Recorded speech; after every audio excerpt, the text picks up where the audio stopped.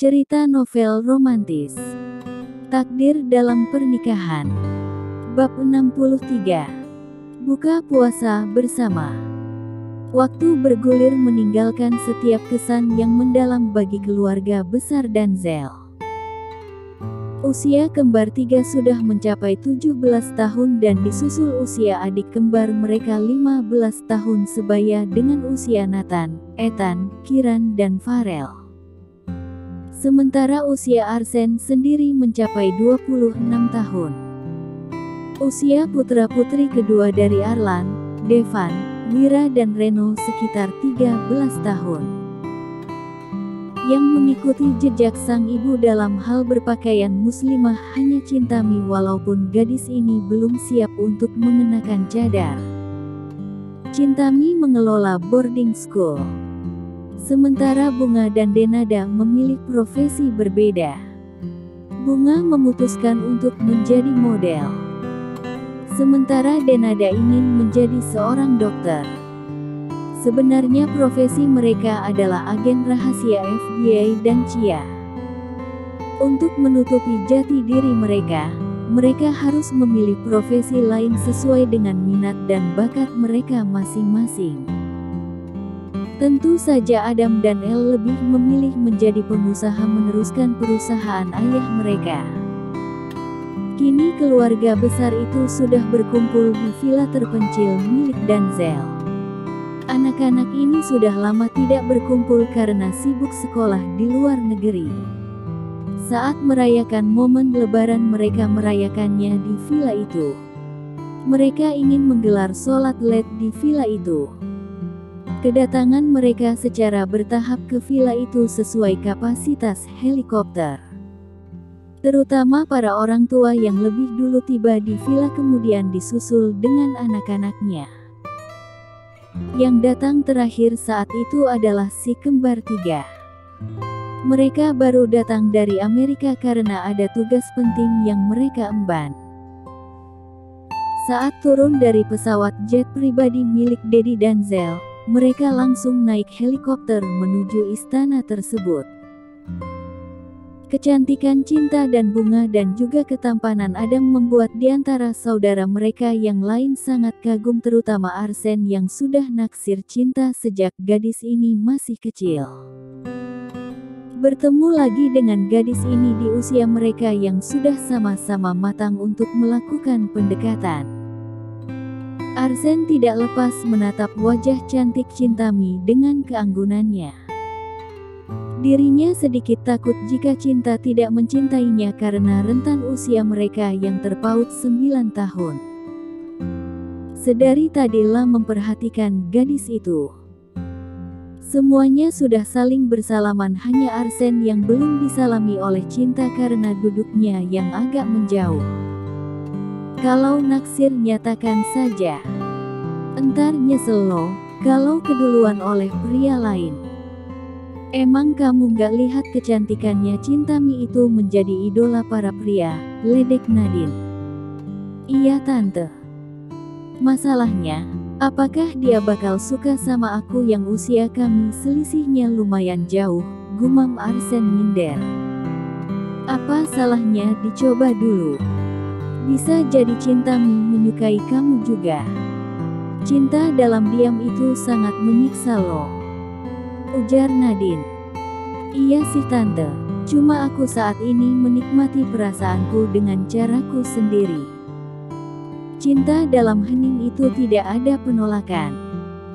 Cinta dalam kesepian tidak ada yang memilikinya kecuali aku. Mencintainya dari kejauhan akan melindungiku dari rasa sakit. Mencintainya dalam khayalanku, aku bebas mengungkapkan perasaanku padanya, ujar Arsen begitu puitis.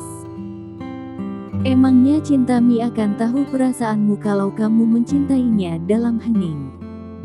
Setidaknya, kamu sampaikan dulu perasaanmu padanya. Urusan terima atau tidak, setidaknya kamu sudah mencobanya. Jangan sampai ada yang nikung duluan, itu akan membuat kamu gigit jari, bahkan bisa depresi loh, saran Nadine yang tidak mau Cinta keponakannya hanya bertepuk sebelah tangan. Iya tante, mohon doanya agar aku bisa menaklukkan hatinya Cintami, ucap Arsen. Bukankah di bulan Ramadan ini kamu sudah memohon kepada Allah agar hati Cintami didekatkan kepadamu? Tanya Nadine. Iya sih tante. Itu sudah pasti, tapi Arsen butuh doa tante karena tante yang paling tahu perasaan Arsen pada Cinta, balas Arsen. Ya sudah. Kalau begitu kamu ungkapkan perasaan kamu padanya dan sisanya, tante yang akan menyampaikan bagaimana perasaan hatimu padanya. Tapi, jangan cepat nyerah. Lakukan seperti jejak ayahmu yang mendapatkan ibu sambungmu dengan rasa percaya diri yang tinggi pada Lira dan usia mereka selisih jauh juga, sama dengan kamu dan Cinta, nasihat Nadine. Nanti saja tante, tunggu abis buka puasa baru ungkapkan perasaan aku pada Cinta. Aku mau ke musola dulu mau tadarus, ucap Arsen. Oke. Tante bantu yang lain dulu untuk menyiapkan buka puasa. Lagian malam ini ada takbiran bersama, ujar Nadine berlalu pergi menuju ke dapur. Arsen ke musola membaca Al-Quran. Saking serius membaca Al-Quran, ia sampai tidak menyadari Cintami yang sedang sholat asyar di belakangnya. Begitu pula Cintami yang khusyuk menunaikan sholat asyar. Arsen berhenti sesaat.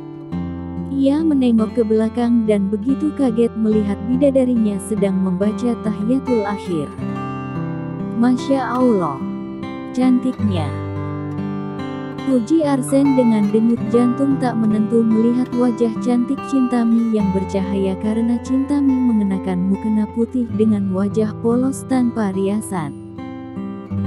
Cintami menyelesaikan sholatnya hendak berdoa. Namun suaranya tercekat melihat wajah tampan Arsen. Keduanya tampak malu-malu. Arsen lebih dulu menegur Cintami.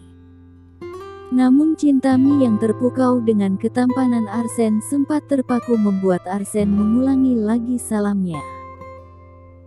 Assalamualaikum Cintami. Kali ini Arsen mengeraskan suaranya untuk membuyarkan lamunan Cintami. Waalaikumsalam. Kak Arsen, balas Cintami. Capek iya. Dari Amerika langsung ke sini.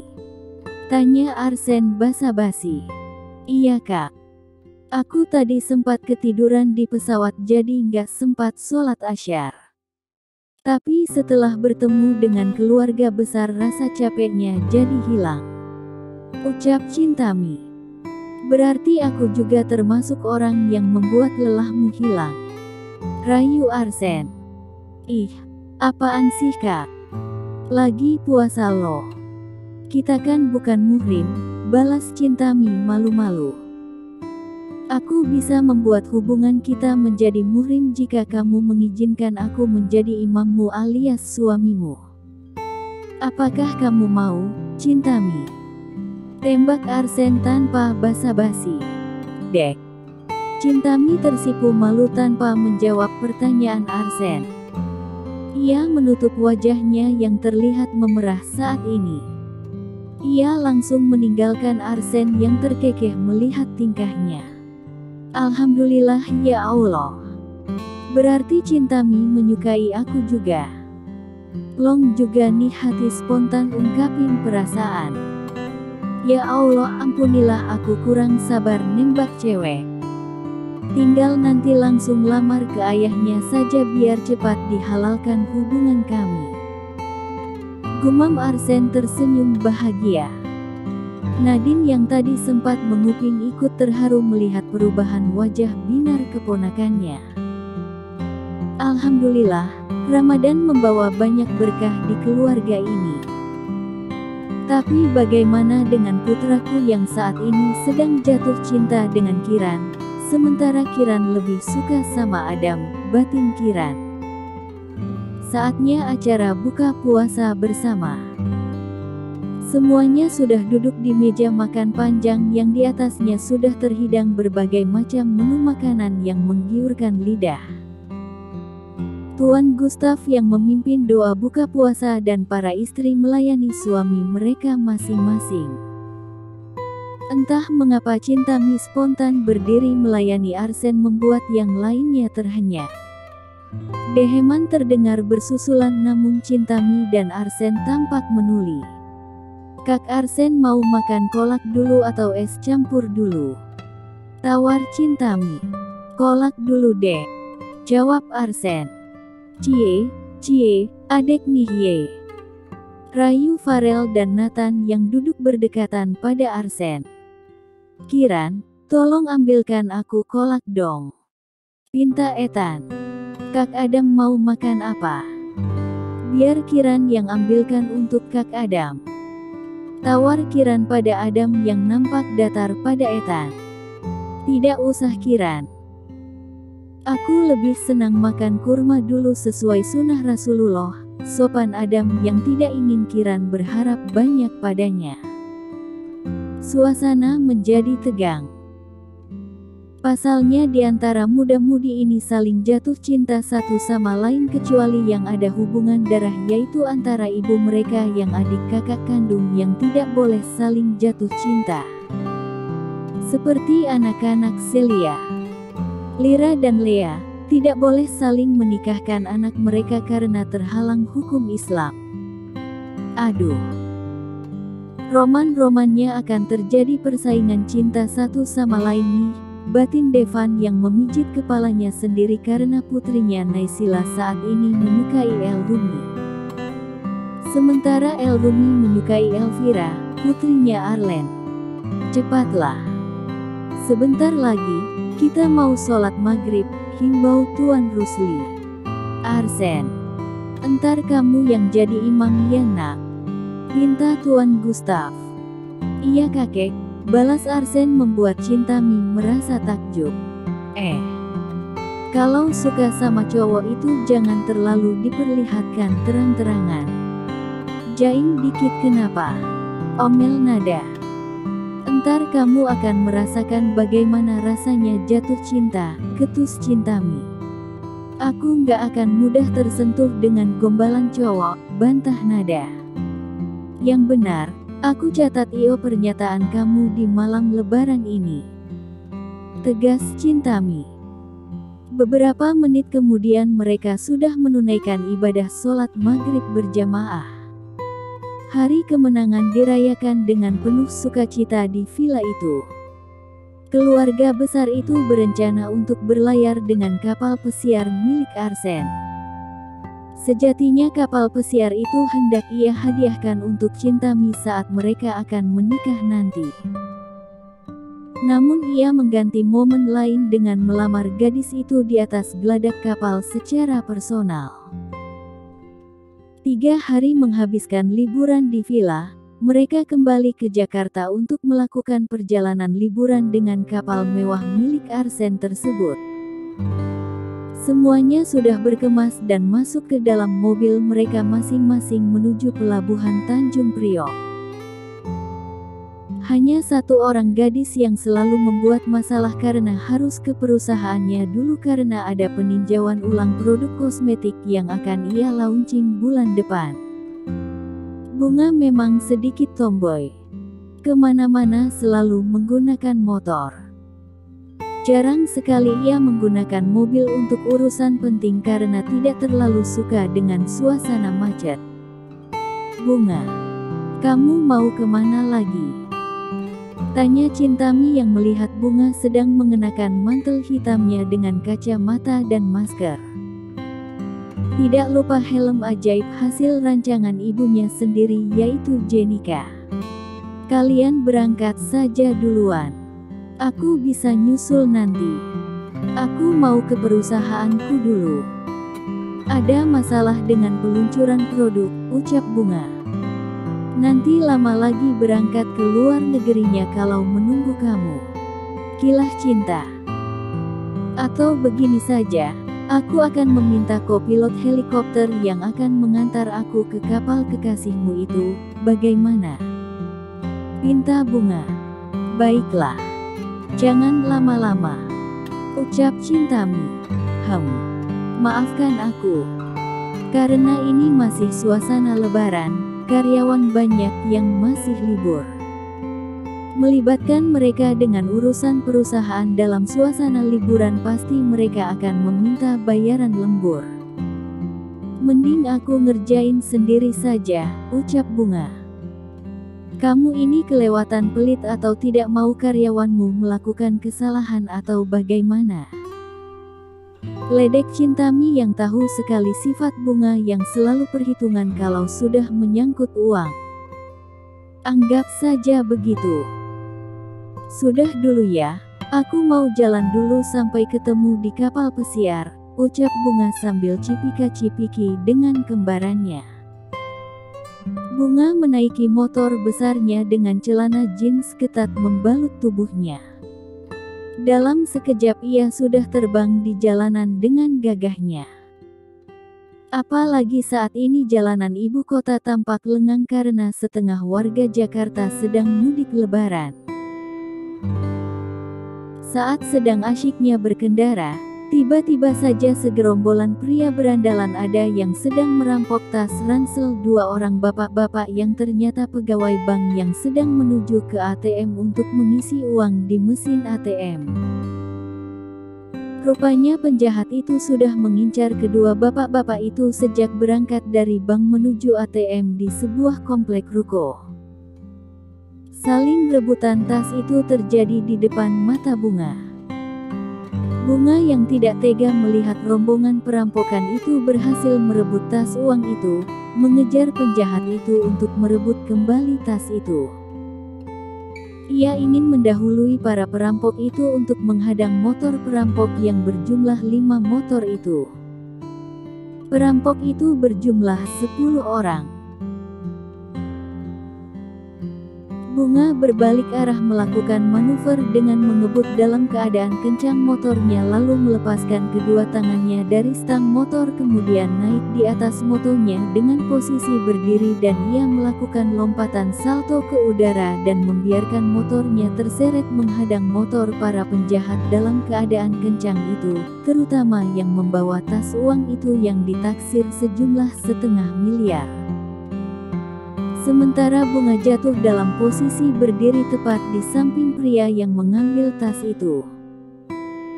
Bunga berhasil merebut kembali tas uang itu dan memakaikan dengan menyelempang ke badannya.